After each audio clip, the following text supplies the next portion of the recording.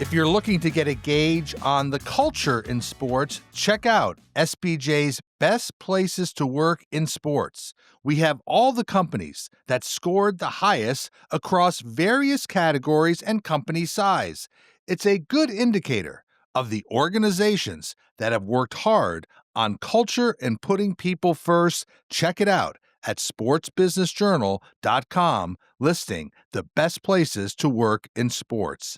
And this is your morning Buzzcast for Wednesday, November 26th, an abbreviated Buzzcast as you likely are hitting the road for Thanksgiving holiday. I'm Abe Madkour, and let's start with football. I'm not much on predicting viewership of sports events. I often think it's a futile exercise, but I will bring up this: all the hype around the potential viewership numbers for the Chiefs-Cowboys game on Thanksgiving Thursday, as many believe it could set a record as the most viewed NFL regular season game in history. The game will be 4:25 window Eastern Time on CBS, on Paramount Plus, and Fubo. Now, the current record was set on Thanksgiving in 2022 when the Cowboys-Giants drew 42 million viewers in that same late afternoon time slot. So some believe this game has a shot at reaching a massive 50 million viewers for a regular season NFL game if it is close. And remember, both teams really need to win to remain in the playoff hunt, so there's a lot at stake. Two big brands, Chiefs, Cowboys, on Thanksgiving. We'll keep our eye on the viewership numbers later in the week. You know, I will file this under a deal that I like, and it's a naming rights deal between Scott's Miracle-Gro and the Columbus Crew, which will see the Crew's soccer stadium in downtown Columbus be renamed Scott's Miracle-Gro Field beginning in 2026. Now, this is a 20,000-seat venue. It's been called Lower.com Field since it opened in 2021, but now there's a new name and a new deal. Terms were not disclosed, but here's what I like. I like how the lawn care and gardening partner has built on its existing deal with the team by amplifying it with naming rights. And think about it. There are so many natural storylines and marketing opportunities around natural grass and the sights, the sounds, and the smells of a ballpark and a ballpark field. It just seems like a good fit. Now, Legends Global worked with the Crew on the deal. Wasserman represented Scott's. What else do I like about it? It is a local play for Scott's Miracle-Gro, which is headquartered about 30 miles north of Columbus in Maryville, Ohio.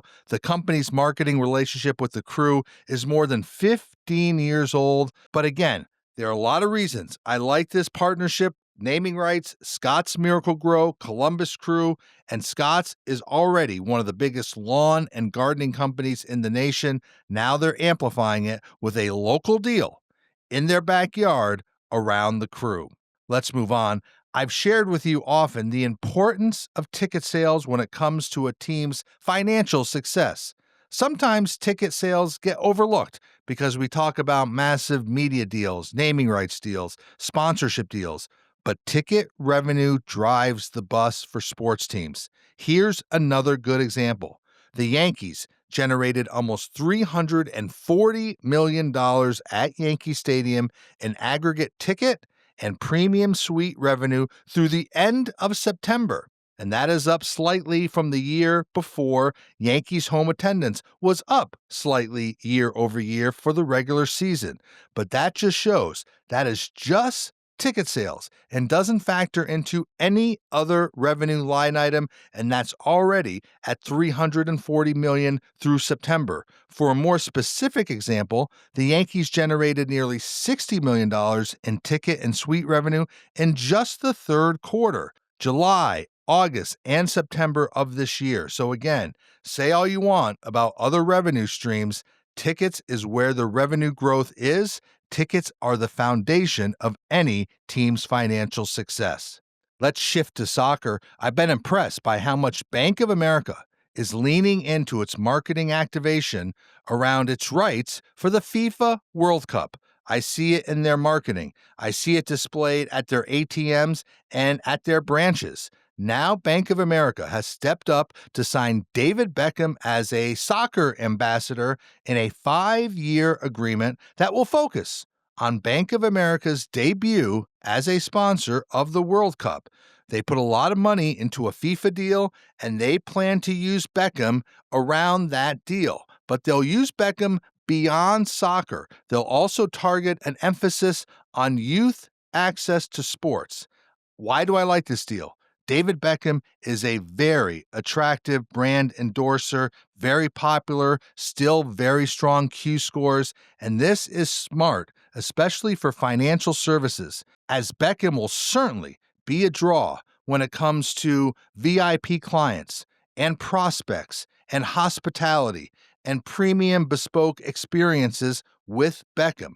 And this will also be a great boost for employees and employee engagement. Just think about the opportunity of a BofA staffer to meet with David Beckham. So again, I think it's a smart move.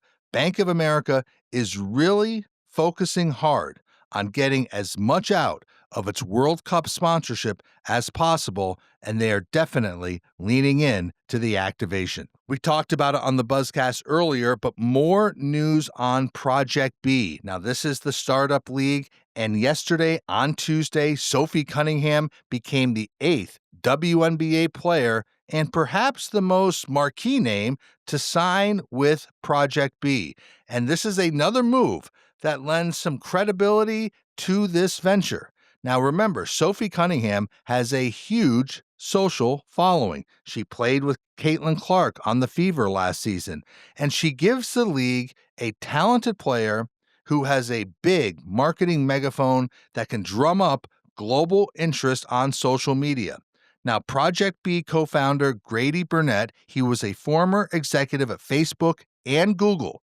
He told SBJ's Tom Friend that player storytelling through digital and social outlets will be critical for the growth of Project B, and he believes player exposure will drive interest in the league around the world. Now, the contract terms for Sophie Cunningham were not disclosed, but reports have had annual salaries as high as $2 million, plus an equity stake in the league.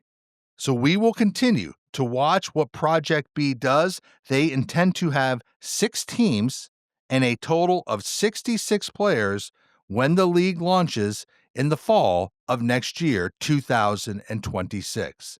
So takeaways from today's Buzzcast are simple. I will boil them down to 3 things. 1, enjoy the holiday with friends and family. 2, be safe, healthy, and happy. And the final takeaway, SBJ is thankful and grateful for all of your support, and I personally greatly appreciate you being with me every day listening to the Buzzcast.